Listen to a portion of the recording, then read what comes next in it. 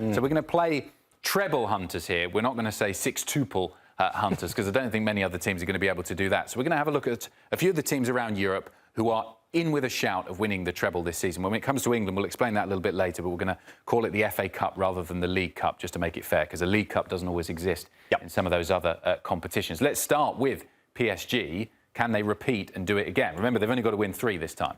Yeah, listen, I brought my iPad because the statistics are just through the roof when it comes to the teams we will be talking about, including Paris Saint-Germain, with the success that they recently had in 2025 alone. It's been fabulous to watch. They played 67 games in the calendar year 2025 and had 50 victories. I mean, that itself is really special. Luis Enrique has really transformed this team to be a bit more of a chemistry-driven group. And what's the reason for that? Who departed the football club to bring that chemistry closer? Kylian, right? And I think sometimes it takes big decisions from important figures in your football club to change the success and the fortunes of your football club. And there's no doubt that Paris Saint-Germain wanted to win the Champions League, right? I mean, you know Nasser El-Khelaifi as much as I do. He is someone who's a winner, like he's a born winner, right? He's an athlete himself, playing tennis, and he wanted to be obviously a very successful businessman, then bought Paris Saint-Germain, and he wanted to have success. But you can't buy it. It doesn't necessarily work easily. You've got to sometimes tweak a few things, and that's what he did do. Luis Enrique's done an incredible job. So this season, obviously, you can see where they're sitting domestically. 1 point behind Lens. That's not going to last, right? Paris Saint-Germain have been rotating their team heavily domestically, playing a lot of kids. The average age has been around about 23 for them this season, which is fabulous to see. I would imagine the Champions League, they'll be patient on their way to having success again, but they're no longer worrying about getting knocked out of the Champions League in the group stage. And then, of course, obviously, trying to compete along multiple other competitions. Paris Saint-Germain will be there or thereabouts, whether you like it or not. And I still think they'll win the league by 10 points at least. So you've got them to do it, but you think they'll win the treble again this season? They would be my favourites to win the treble this year. There's one other team that I think has an opportunity of doing that. We'll discuss that in a minute. But Paris Saint-Germain, I think if you look at the roster they've got and the talented youngsters who are coming through, they're stacked. But they haven't played more than maybe 60% of their potential this season. They've been tired. OK, let's move it on to Barcelona. This is the one that's really interesting for me, and we've said all season, haven't we, that the priority for them is trying to get it done in the Champions League. They got so close last season, and they will feel that maybe they should have won it, given the way that semi-final has gone. And for them and Hansi Flick, the desperation this year is to get over the line in the big show. Yeah, to point out what they did do last season, obviously winning La Liga by with 88 points, that's pretty successful. Copa del Rey, they won by beating Real Madrid in the final, which is quite spectacular for themselves. Supercopa España secured that trophy against Real Madrid also in the final. And then, of course, in the Champions League, they reached the semi-final where they were eliminated by Inter Milan in 2 fabulous games. But actually, Hansi Flick was out-coached, I thought, in that game, and outplayed. His team were certainly disappointing. But they look like, and I am actually surprised, they look like they're going to win the La Liga title. As you can see right there, they're 4 points ahead of Real Madrid, who are so far behind as far as quality and certainly chemistry right now between coach and players and coach and ownership and coach and fans. I think there's a bit of a disgruntlement there that might see a change at Real Madrid. So I'm surprised to see actually Barcelona having that type of an advantage even going into the winter period. So I think they'll be good. They've scored 15 goals more than Real Madrid this season, which is absolutely insane for me to say. Lewandowski's not always been fit. They've had Ferran Torres play up top there. They've had goals from outside of him. Rafinha's not always been fit. But they have not necessarily been hitting full cylinder just yet, which has been proven. Speaks as well to the weakness of Real Madrid this season, how relatively poor they've been. I agree, but it also speaks to how they've kind of somewhat struggled in the Champions League, because that's where you will get found out in the Champions League this season. I think actually the disappointment has been losing 1 game already in the Champions League this season. They've lost already 1 game away from home this season, which is why they currently sit in 15th in their position. But I'm looking at their next games coming up. They've got Slavia Praha, and then they've got Copenhagen. So Prague and Copenhagen. And you would expect them to get 6 points there. So I'm expecting Barcelona to potentially push themselves and catapult themselves into that top 8 and not have to worry about the playoffs. And therefore, I think, my personal opinion, that Barcelona will go for that Champions League trophy. I think they'll prioritise it. So they're happy right now that they're in a La Liga race and that they have an advantage, 4 points above Real Madrid in La Liga, and that they've scored 15 more goals than them. But I actually think Hansi Flick, for his own personal legacy at Barcelona, actually feels like he needs to win the Champions League trophy. He narrowly missed out last year. He'll be closer this year. Is it the injury issues, though, that perhaps cost them from doing it? Because it has been a theme throughout this season. They have had these players. I don't buy it. No. I don't buy it. I mean, this season, yes, obviously the injuries have cost them. But last season, the failure at the semi-final, in my personal opinion, was Hansi Flick's fault. Too high of a backline against Inter Milan. They were found out. Inter, tactically, the way they approached the game, they read the script, and Inter were very good on the day. Barcelona only made it a game in the second leg, but I think Hansi Flick was outcoached over the two legs, and I think they got caught out. So I'm intrigued to see how they actually handle going into the knockout stages of this Champions League, because that's the trophy I think they absolutely go for. And if they were to choose a competition, I mean, I think I alluded to it at the top there, that the Champions League for them is the priority this season. I think it's because of him. Yeah. Because of his legacy at the football club and what he did do at Bayern Munich. Remember, there's only been a couple of teams who have actually achieved the winning every trophy that Paris Saint-Germain have just recently done outside of the Club World Cup.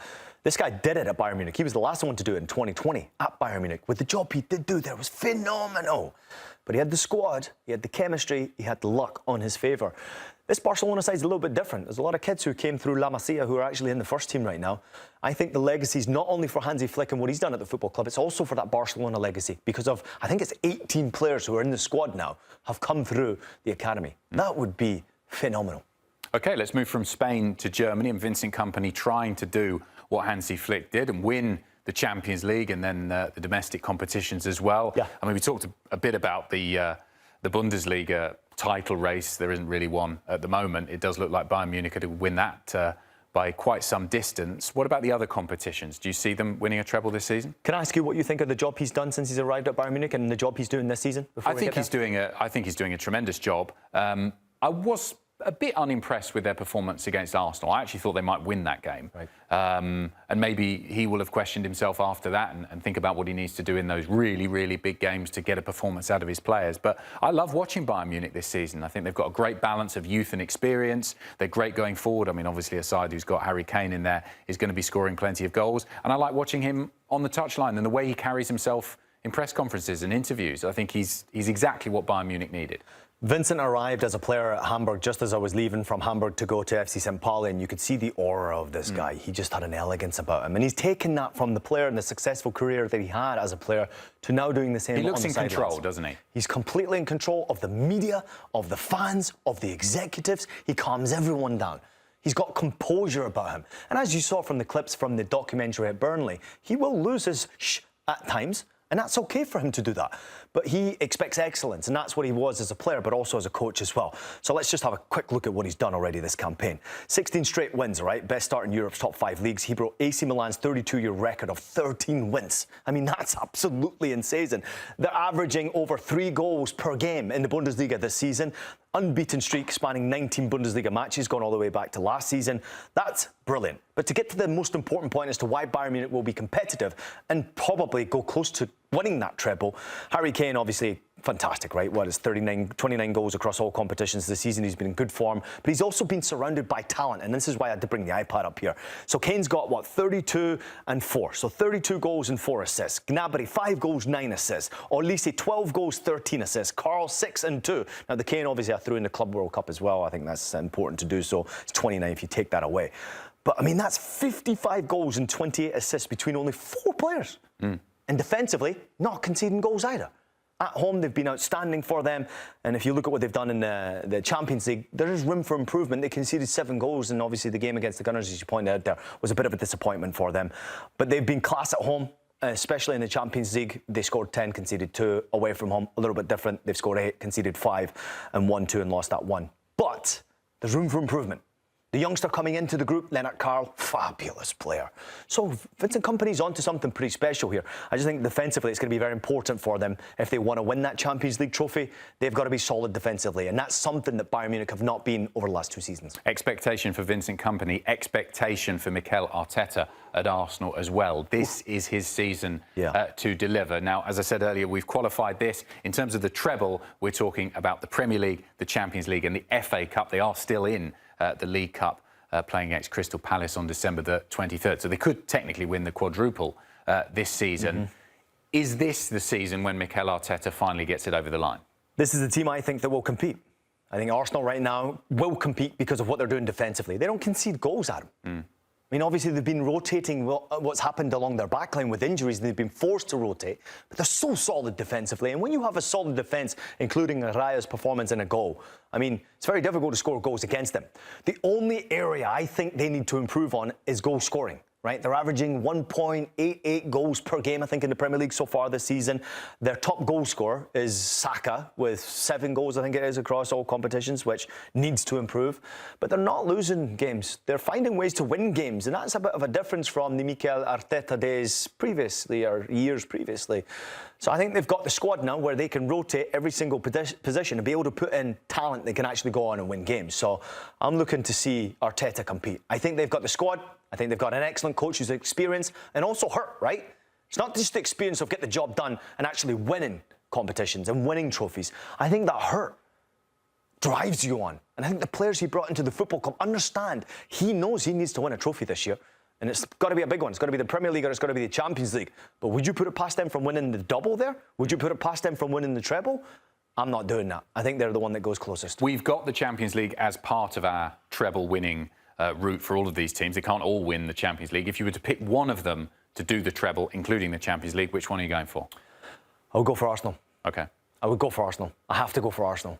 That defence is unreal. And we don't celebrate defending enough, right? Why? Because we want to be entertained with goals. Defenders don't get celebrated. There's a reason why I'm working in television since I post-finished my career. Because the attackers make all the money. spoken like a true defender.